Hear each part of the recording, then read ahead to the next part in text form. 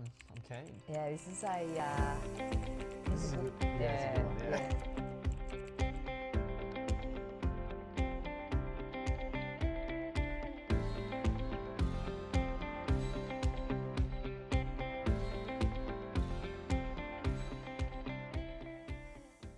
G'day everyone, it's Karina and Jack here. Welcome to episode 4 of Conversations That Matter with Jacko. Hello. Hello, how are you? Good. Ready for session 4? Yeah, I am. I'm keen. Yeah, this is a... This is a good one, Yeah. So we've got some stories to share, and I think you're going to really like these. And I really just want to say that I'm very grateful for you for being so willing to sort of share, because this is quite personal, and you know, these are experiences that a lot of kids can relate to, and a lot of parents I'm sure can relate to as well. So. Where our intention here is literally just to share what was important to Jacko about the navigation through these I guess choices that you made. So we're going to have a chat about stealing, a bit of a curly whirly chocolate from the local 7-Eleven, and the first time that he found himself drunk. So So we're just, this is all really, I guess, under the umbrella of trust and honesty. And, you know, so it sort of ties in the things that we've already discussed around what's really helped you in regards to moving through things, the mentoring and the guiding and the teaching, and then also being there emotionally for you when things have been a little bit difficult, and what you've needed from us. And then we're on to the next stage, which is talking about, trust and honesty. So, good to see you. Yeah, thanks. So, what did you want to start with? Which story do we want to begin with? Well, yeah, we can start with the 7-Eleven one. Yeah, okay. Yeah, look, it was, I think we'd come home. Oh, well, what year were you in? Year 10? Yeah, year 10. Yeah, so I did morning footy for school footy. We'd always used to come past, like, it was like 8:30, 8 o'clock in the morning. We'd all get a big Slurpee, like a big dirty Slurpee each. Yeah. Wasn't the best for a bit of morning nutrition, but we did it anyway. Anyway, I don't know, just snuck a little, like, I just thought, well, bugger it, I don't have enough cash. So well, the boys were all getting stuff and you didn't have any... I don't know what was going on. Possibly they were stealing it as well. Right, or they were just trying to be funny or whatever. Anyway, slipped the curly whirly in the Slurpee. So obviously you can't see the curly whirly because it's in the fucking Slurpee. Anyway. Was the Slurpee? Huh? So the Slurpee was full? Yeah. And I've pushed it in. To conceal it? Yeah. Anyway, so I've gone up and paid. Couldn't get border security onto you. Yeah, literally. And then... So we've all paid whatever. I thought I was genius. Come out. We're all sitting around. We're all still standing around, like out the front of the 7-Eleven. Anyway, old mate comes barreling out the bloody 7-Eleven. He starts bloody accusing me, bloody, oh, you've done this, whatever. I'm like, oh mate, what's going on? Like, what's happening? Oh, you stole the curly whirly. You stole the curly. I saw it on the TV. I'm like, oh shit. And I fully knew I'd been caught. And he's gone and just ripped it out of my Slurpee. And I've gone, holy shit, how's he seen it? And I had no money. So I've got, and it's curly whirly, what is it, like $1.50? I was thinking, come on, mate. You were thinking, okay, But no, it's fair enough. Yeah. And yeah, like I had mates, like he was going off his head, this bloke. He was cross. So like my mates were like, mate, just take the money. Like it was like $2 coin or something. And he was not happy. And Wasn't there a teacher? There was a teacher in there too. Yep. Oh, so he was just getting his morning coffee or whatever, and he heard it all, and he came out, and he wasn't really a fan favourite of mine either. Like I think I had him for math in year 9 the previous year, so it was just a double down. We've got old mate from the 7-Eleven, and we've got The this owner. bloody Irish teacher that's just hated me since year 9. And I had no coins to pay this bloke either. No. It You're was in just all the sorts of worst, shit, yeah. mate. It was just a curly whirly as well. Seriously. Anyway, yeah, so that was that, and I just wasn't allowed in the store.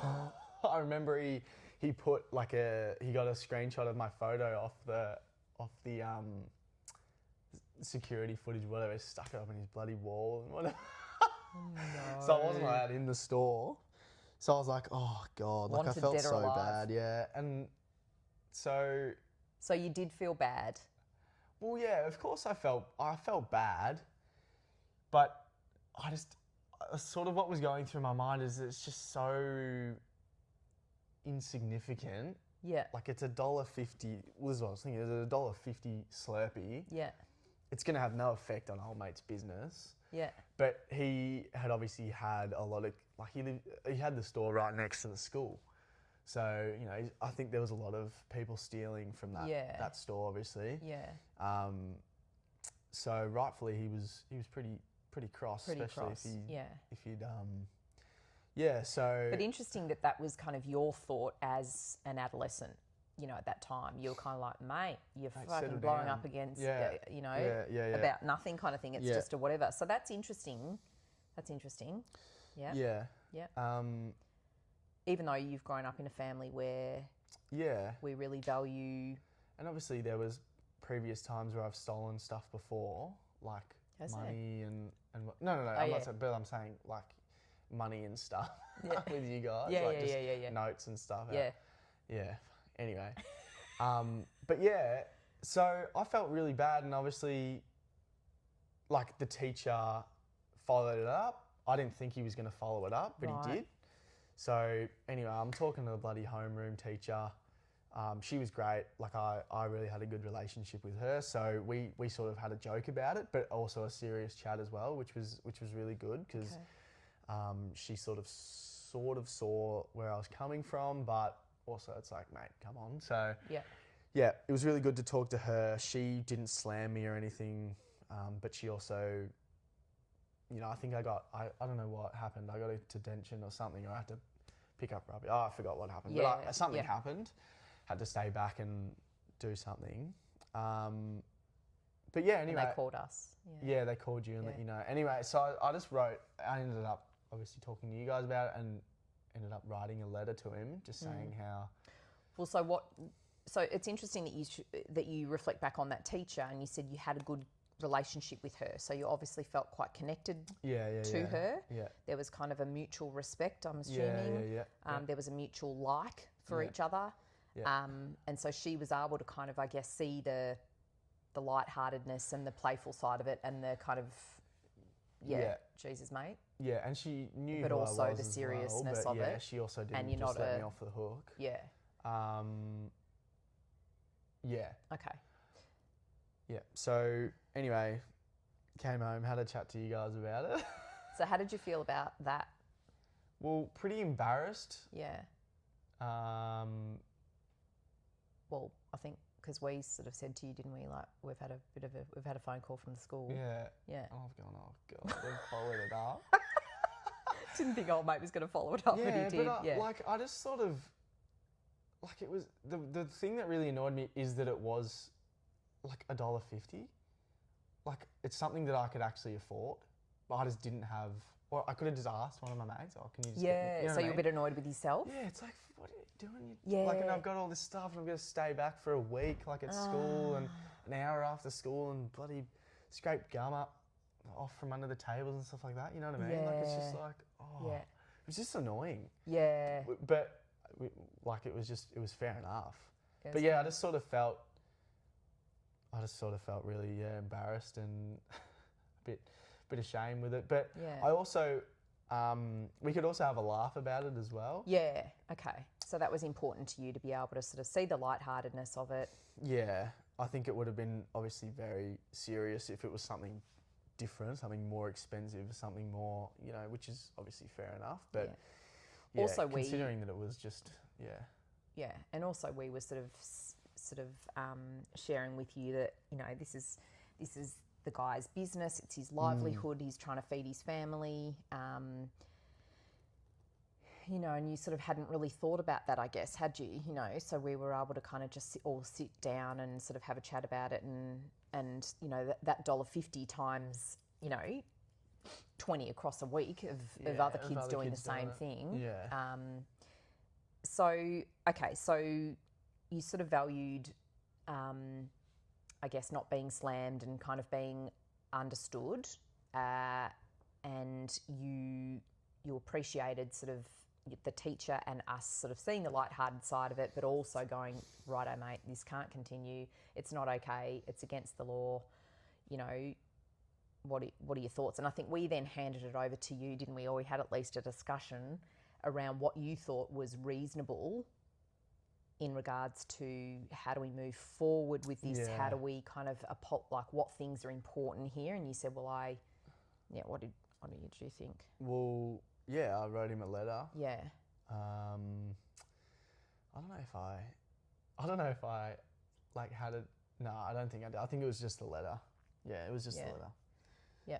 It's just the letter. Yeah. So I just walked in the store. I thought I was going to get obliterated by him. And he wasn't happy to see me, obviously. No. And then, I just handed him the letter and just said, mate, look, I'm just sorry for what I did the other day. Like, I regret it. Whatever's, like, I just wanted to write you a bit of an apology letter. Yep. And he was really good, and I shook his hand, and I didn't go back in that store. No. Anyway, I think it ended up and shutting how down. did how did that make you feel, that sort of process, like doing that? Yeah, good. Yeah. Yeah, really good.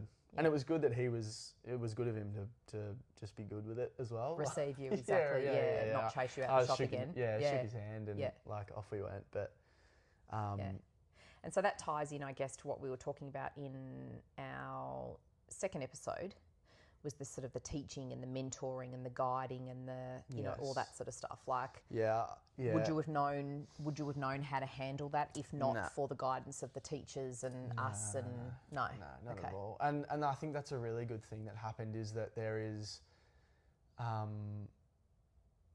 you know, if you do something like that, you've got to own up to it, right? And you've got to go back to him and apologise. Yeah. Like, you can't just do something like that, or something on a more serious level, and just think, oh, it's all good, cop a punishment, and then that's it. Like, I think it was really good that, obviously there was, like, I just went back in and it was full circle. It was kind of like, literally, you know, like a full circle thing, and sort of just, and it's those things that, like you say,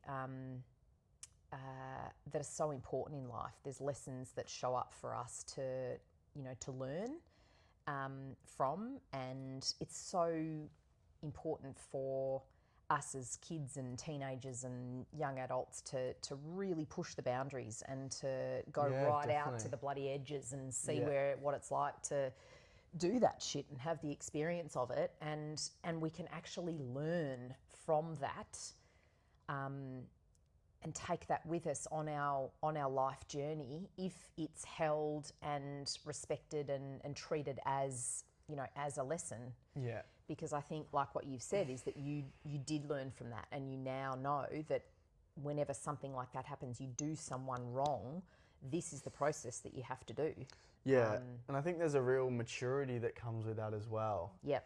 You know, owning up to it, and the parents standing strong and not letting the kid just cop it on the wrist, and that's what it is. I think, you know, for me to, like, I was so scared to walk back in that bloody 7-Eleven. Like, he was scary Asian man. Like, oh my God. I thought he was gonna just absolutely obliterate me. But like, I just went in and now after that I was like, oh, okay, like, it's, you know, I can actually do this, you know what I mean? Like, it's a reference point for you. Yeah, exactly. And I think if you just cop a punishment without any real sort of discussion or learning, then there's no closure on it, and you just get a punishment grounding or whatever happens, then that's just it. There's no real there's no real learning from it. I love that. Yeah. I love that. It seems fairly hollow.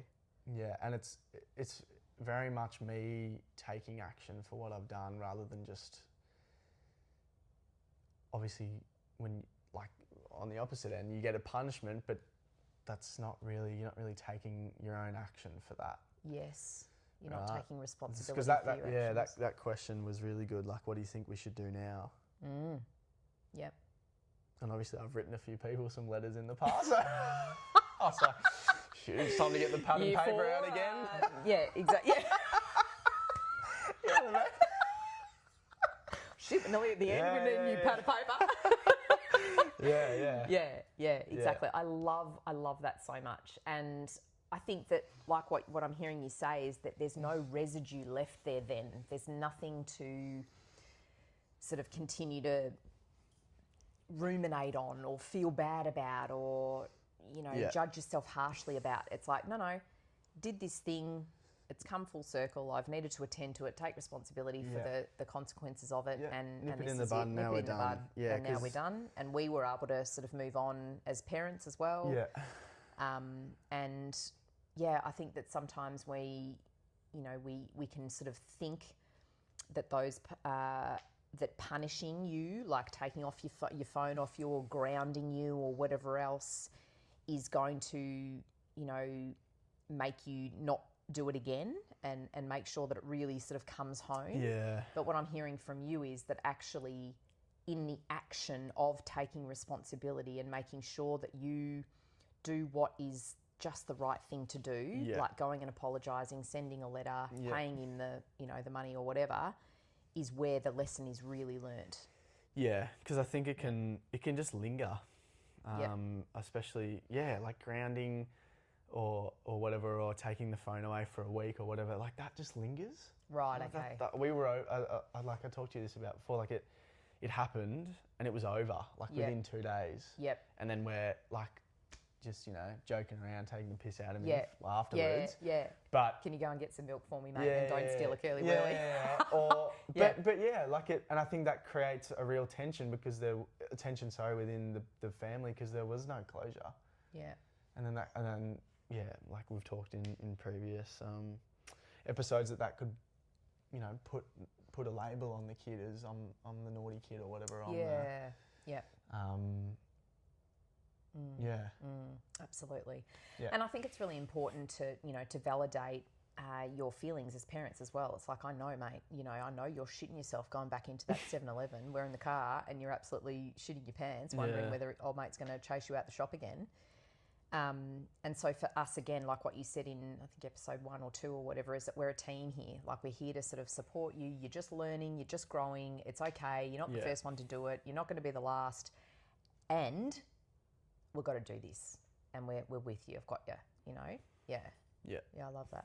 Yeah, definitely. Yeah. That was good. Yeah, and then... the other one. Yeah, we had another... incident when you were probably a bit older, so 16. Yeah, it's probably just 16. On the outskirts of COVID. Yeah, so I think it was just before COVID. Potentially just finished year 10, I think it was. Anyway, there was this big old, like, abandoned paintball joint in Port Melbourne, which is now, it's knocked down now. But we always used to go there, like when we were younger, and just, I don't know, just have fun, and just explore we were sort of the with joint. your skateboards. And just other kids and whatever, girls and whatever.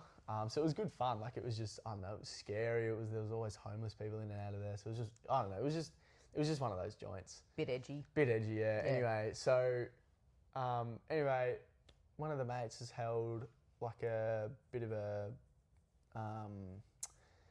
just a bit of a gathering there, and I remember like they were already on the beers, on the whatever, getting stuck into the cruises or whatever they had, UDLs, and I'd never obviously drunk or anything like that before, and I was like, oh Jesus, so I was going in a bit bloody uneducated, And, you know, I found out a bit later that like a 6-pack of UDLs is like $40 or whatever it is. So Yeah. I was getting all this stuff for free at that time. So I Yeah. didn't really know what was going on. Yeah. Just get on it. Why not? I don't know who supplied all this stuff, but Do you want one? Yes, I do. yeah. So everyone else is doing it, so why not? Anyway, it was good fun at the time. And then, I don't know what we were doing. It was school holidays. It was summer, so school had just finished. But yeah, so we were all there, and it was. So good. I was just out You were doing out some doing errands something, and but stuff, you, and I'd text I you remember saying, you were texting me, "Do you need to pick up? "Yeah, do you need to pick up?" And I was like, "Nah, it's all good, Get Mum. my own It's, way home, yeah, Mum, it's it's fine. okay. Like No I'll just get worries." the tram." I'm like, "Nah, mate. Literally, I'm just around the I'm just around corner. the It's corner. 5:30 at night. I'm gonna, pick up some dinner, and then Come on, we'll let's go home." Yeah, Kind of thing. and I was like, "Oh shit." I'm like, shit. And I was like, "Oh no, like it's what's gonna happen?" And I was like, "No, Mum, like you can't pick me up." On the text as well, you kept calling me. I just didn't answer. I'm like, ooh, gee, that's a Anyway, bit so I don't know. First time I've had about probably 1.5. No, I'm just kidding. It was about 5 UDLs or something that I've had. So you were pretty pissed. Yeah, I was pretty pissed. Yeah. And it was the first time, so I was feeling pretty weird. Like it was like, what the hell is this? You know? Anyway, so I've just dropped everything and I've ran to the bloody nearest water tap and I've just started downing like as much water as I can, just because, I don't know, just felt like the right thing to do. Anyway, I'm like, oh shit, Mum's coming. I'm like, all right. So I didn't know that you were actually coming. So you actually had my location. So Yeah. I didn't know. So I was out the front. Right. And you've called me and I've Yeah. gone, I better pick up. And we're all sort of leaving anyway. So Yeah, you're all bloody right at the front. stumbling out of there with your bloody skateboards and your backpacks on, and I'm so you're pulled out up the to this front. So you're freaking out there, industrial and I'm, estate. shit, and I've You're looked to coming my out of a left. cracked window. Yeah, I'm like, what the actual frick is going on? Yeah. So I've looked to my left and I've gone, oh, your mum's there sitting there with the window wind down, looking straight at me. Anyway, I've gone, oh no, my mum's right there, and all my mates and like all the girls have looked at me and gone, oh mate, you're stuck. in the shit. Anyway, one of my mates has gone, come here, I'll snap you out of it. He's gone 1-2, slapped me across the face, and I've gone, what the fuck? Like, what's going on? Like, Try and sober you up. He just slapped me across there like 1-2, bloody Mike Tyson, and I've gone, Jesus. So, yeah, he's done that. Did absolutely nothing. I've walked over. G'day, Mum. Open the door. In we go. And I'm sitting in the front seat. Mum. It was so funny. Like you're like, how was your night? Yeah, because I instantly knew. Yeah. Not from you coming out, but when you got in the car, you just stank. Yeah, like really. you just stank like alcohol, and I'm kind of like, oh shit, okay. But Here we are. I remember asking you a lot of questions. Yeah, yeah. Like, what are we having for dinner? Yeah. How's your day been? Am I good? Can I just put the skateboard in the back or like where? Yeah. You were being so polite and Yeah. so trying to cover it up. Oh, Oh god. Anyway, so yeah, I thought I had it. Like I thought I had it. I'm like, all right, this is good. Like let's just stay focused. Like Yeah. it's okay. Yeah. Deep breaths and whatever. And then Meanwhile, for me, yeah, I was thinking, okay, we've got a situation here, Houston. And of course, this is the first time as a parent for me as well that and I was by myself. yeah, And by the smell of the alcohol, I knew that it wasn't just one drink, that you'd had a session, and I could see that you were drunk, and I was kind of like, all right, I've got some decisions to make here too, like. yeah. So I just remember, like I fully thought I had it convinced, and I was like, oh yes, I'm gonna get away with it. Like thank God. And I get a ride home. I don't even get on the dingy old tram. Anyway, so yeah, and then you've just turned to me and gone, what did you say? I said, who bought the... who bought the alcohol? And I've gone, oh no, I probably said like, what? What alcohol? Or something like that. Yeah, you just kind of didn't really say much, and I'm kind of like... all I remember You is just sat there silent. Yeah, you did actually I? were just like, I've been done. Oh, Anyway, all I she's remember, uncovered just me. pulling the seat down, and I've just laid back like this. Going, Just Mum, going I up. just need to go to sleep. Mum's found me out. All right, we're done. Let's let it out. Let's let it all out. Okay. So I'm laying down in the passenger seat. Yeah. Oh God. Oh. And I'm gone, do you know how I know? And you were like, No. no. And I'm like, from the smell. I said, so who brought the grog? Yeah. Was it the boys from the other school? Yeah. Was it you? Or was it, the mates from school? And again, I'm sort of like going, okay, do we attend to this now? Do we just pretend that it's not happening? Yeah. Do I wait until we're with Dad to have a conversation around this, Yeah. even though you were freaking couldn't really talk. drunk, couldn't really talk? So, yeah, I sort of, you talk about, the parent needing to kind of manage themselves. Well, I was managing hard. Yeah. I was the duck on the water going, Yeah. underneath. But, I sort of just thought to myself, I've just got to trust myself here, and I've got to trust talking about trust and honesty, I've got to trust our relationship and trust that we've got enough kind of substance and connection and a foundation to just move through this together. Yeah. At least this sort of initial stage. Yeah. So then you just completely started to unravel. Really? Yeah. You were just losing it. You were just so upset to think that you had dishonoured. That was the word you used. Really? Even in your state. Oh, you were like, goodness. oh my God, Wouldn't use I've that today. dishonoured our family and Really? our trust and Sage. Like you were just... No, I remember I had a bit of homework to do that day. I had holiday homework, and I was like, no, I just need to go home, and I just need to do my holiday homework. You were like, Mum, this isn't me. This is not the teenager that I want to be, and all this sort of shit. And I'm like, Oh, mate. God. I was like, oh, Jesus, this is not going the way that I predicted. I was, like now Yeah. I'm trying to settle you down from kind of feeling really bad and you're God. on a shame spiral. Yeah. And I'm like, mate, it's okay. Like, you are not the first and you're not going to be the last. And we've all been in this position and we're going to just get through this together. All right. So just sit tight. Don't vomit. And we'll just sort it out. And I remember that I needed to get some fuel. So I went into the fuel station and I rang Dad and said, we've got a bit of a situation. I mean, in between the aisles trying to bob down so you can't see me calling Dad. And I'm going, yeah, mate, we've got a situation. He goes, yeah, what's going on? I said, Jack's pissed. What? I'm like, it's all right. He's fine. We've had a discussion about it, but he's feeling pretty bad about it and we just need to be gentle, all right? So we're going to come home in about 10 minutes and you ready? Like, Oh, that's so funny. Yeah. So then, we kind of came home and Dad's like, oh, I had a big day, mate. Had a big day. So again, that lightheartedness, how was that, how was this for you, kind of? Yeah, I just remember it just being funny. Like, obviously, obviously I was I was feeling all those things. Like I felt so bad. Like I just, it wasn't my initial plan getting picked up by Mum. So I was pretty, unhappy that it went that way and that sort of found out like that. But I just felt like an idiot. That's just all I felt, and I just felt really, I just didn't really want to talk to anyone, or like I just, embarrassed, I guess is the best word that you could probably use.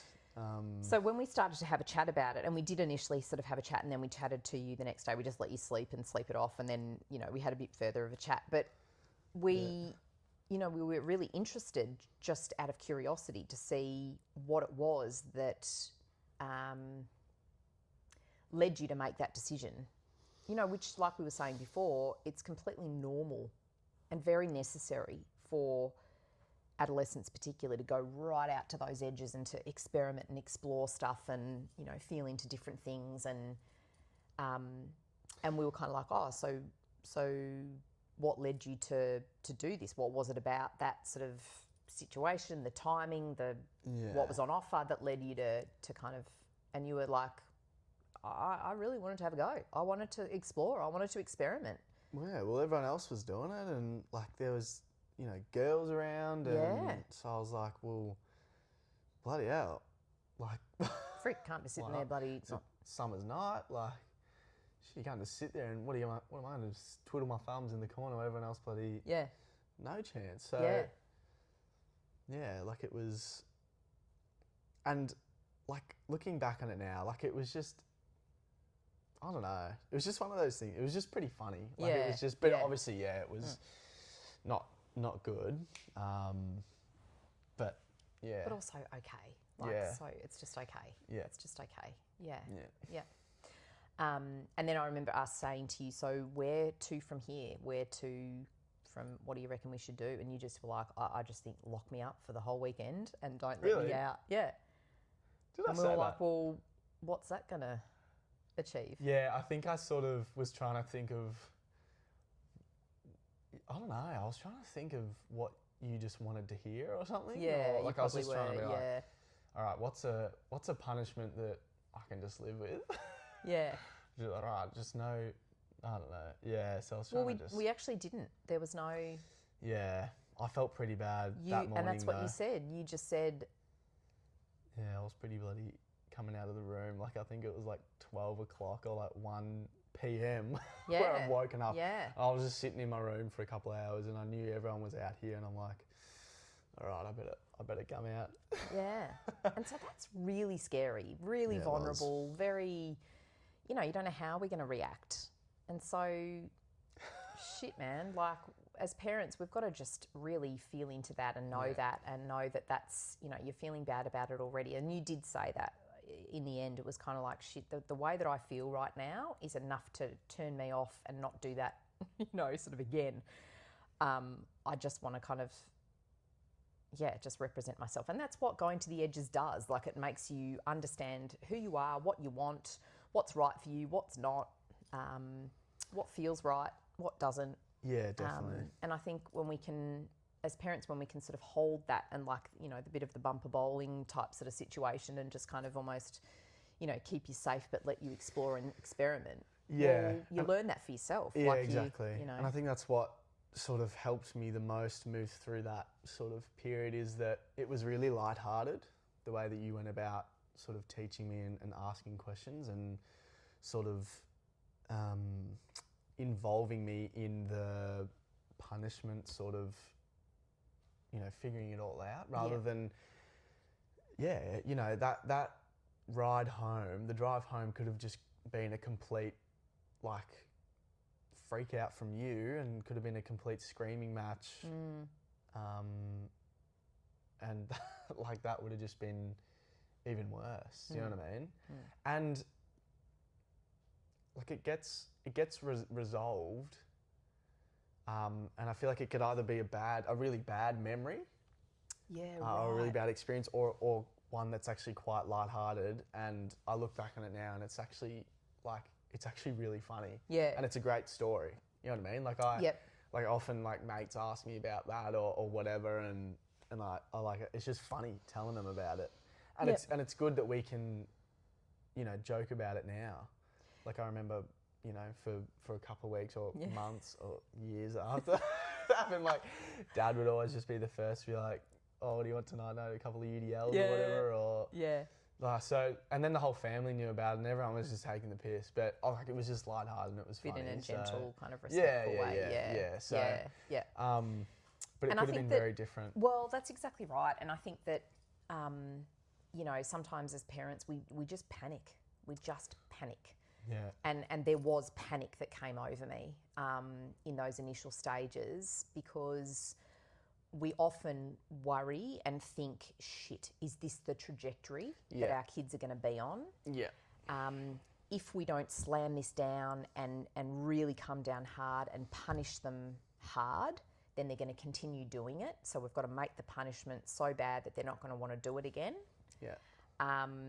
And unfortunately, you're an extension of us, and so often you're sort of a representation of how well we're doing.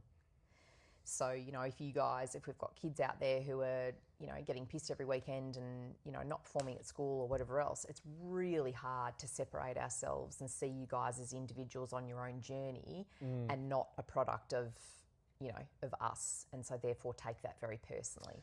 Yeah. So there's just a lot that's enmeshed in adolescence, reaching out to those edges and taking risks and doing all those gorgeous things. But what I'm hearing from you is that, when it is approached in a way that is judgmental, that's really harsh, that's, that you're not able to learn your lesson from, it just doesn't lead to anywhere that's good. Yeah, and I feel that there's a bit of a label that's put on the kid as well. Like, I knew that I wasn't a bad kid from doing that. Yeah, right. Do you know what I mean? Yeah. And, like I knew that I wasn't, it shouldn't have been done, but at the time it was just awesome. Do you know what I mean? Like, it was great fun. Like, we're there with all the mates, in this random old bloody building, getting on it. Like, it's, it was just fun. And I wasn't thinking like, in that time, like, mum and dad will like this, or out of spite or whatever, or, you know what I mean? Like, like, it was just a bit of fun. Like, it could have literally just been, I don't know. Yeah. Going for a skate or something, for example. Yeah. Like, the same feeling. Yeah. And I think that it's really important for you kids to have reference points, that when shit hits the fan, when you do go to your edges and make those choices, that, I don't think we can label it bad or wrong or whatever else. It's just freaking what you did. It's just what you exactly. Did. That's what it felt like. Each and every time, if we can show up in a way that is, I don't know, open and curious, and, we're sort of managing ourselves as best we can, and we're wanting to sort of talk it through with you, you can learn the lesson from it that you need to take from it. Yeah. And we still maintain that trust and that openness and that connection, then that's a really beautiful reference point for you, isn't it? Because there's going to be some bigger shit that comes along the way, that and it must rest in your heart knowing that, you're not going to take the piss and take us for granted or go and do whatever you want. But then when big stuff does happen, that you can rest into us and know that we'll work it out. We're not going to judge you and make you feel bad for it. And we're going to, you are going to have a natural consequence from it. Yeah, but it's But it's okay. You don't have to be shamed for it. Yeah. And then you are more likely to come to us when shit hits the fan, than not. You know. Yeah, exactly. And I think it's really horrible when kids are put in that situation when they've got no one to turn to, or they turn to the wrong resources, or you know. Mm. Yeah. Yeah, and I think that's like essentially is what can happen, is that if the kid does get slammed, it's like, well, of course the child's gonna hate or, you know, get really angry at the parent because they've just, you know, started an absolute screaming match or whatever. Like, that's a real angry, negative way to approach it. And of course the kid isn't gonna feel like there's any resolution and put that label on themselves as the naughty kid and angry, and then they're probably going to do it again out of spite rather than, shit, let's just bloody get on the beers while, you know. Yeah. You know what I mean? Like, it's just a funny thing. It's just a funny thing. It's just funny, and it's a bit, you know, it's a bit out there. Yeah. Yeah. Because that is actually quite well known that a lot of kids do things when they're feeling quite pressured and hassled and contained, and, you know, parents are sort of breathing down the neck and watching everything they do and quite controlling, that they actually do things out of spite for their parents. Rather than, it sounds like what you were doing was just bloody exploring and, shit, this is fun, so why wouldn't you? Yeah, exactly. You know? Yeah. And I think, you know, sometimes we can get caught up as parents thinking, well, shit, if we don't punish them, they're just going to take the piss and go, Yeah, oh, awesome, exactly. Yeah, exactly. freaking great, just got Yeah. off the hook. Yeah. I don't get punished, I don't get, you know, shamed, so I'm just going to go and do whatever the hell I like. What have you got to say about that? Well, I think that's the resolution piece. Like with old mate at the 7-Eleven, you know, going, you know, caught the tram there with me bloody letter, handed it in, had a chat to him, shook his hand, and took responsibility for what I've done.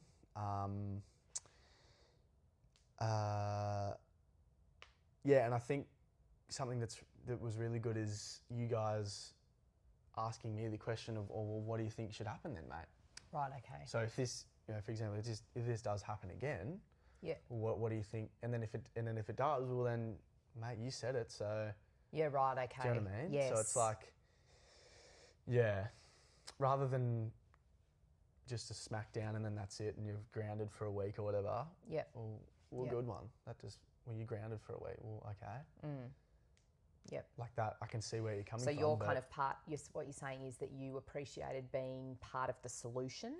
Yeah. Well, you're the one that's done it. You can't, like, Yeah. yeah, you know what I mean? Like, Yeah. it was really good that we had a chat about it.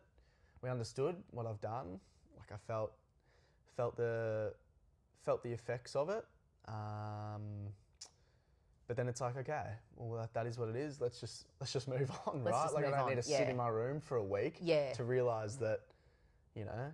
Feeling shit about yourself and shit about our relationship. Yeah, exactly right. And then we're yeah. clashing heads or whatever. It's like, no, we can actually come together, find a solution for it. Yep. And move forward. Yeah, rather than just driving further separation Apart. between because then it just gets tense and angry and yeah. Yeah. And also, like we were talking before, I think off camera, we were sort of saying about, you know, there's always a need underneath these behaviours. And that was why it was really interesting to hear from you that you actually did have a need to fit in. Like there was a need to fit in and belong.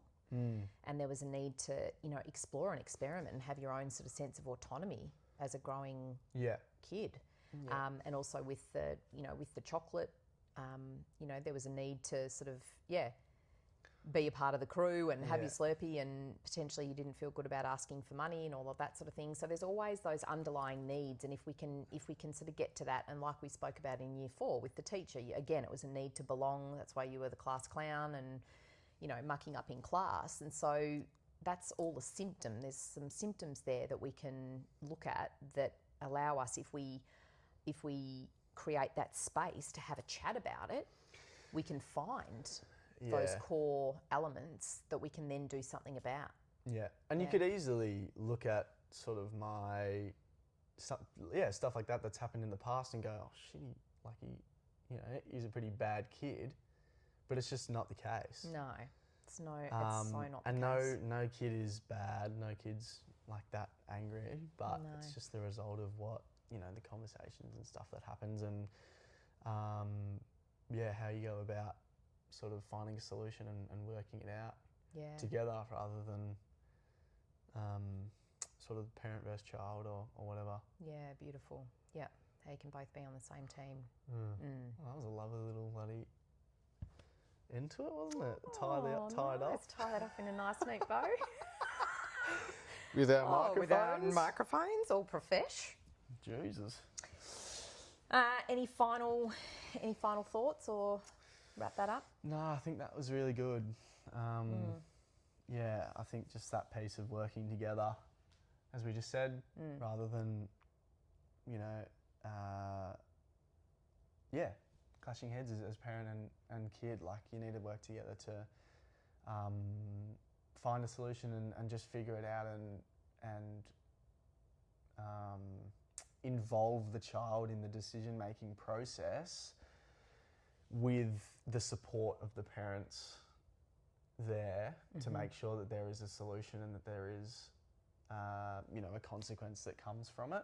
Yes, there's a natural consequence always. Yeah, absolutely. And that with that beautiful foundation of trust and always being willing to be honest and open and you know, vulnerable, and share that, yeah, this is pretty tricky for us as well as parents, you know, like but however, we can always get through this. Yeah. So, well, there's the front doorbell signaling us to finish up. Bloody hell, that's the end of it.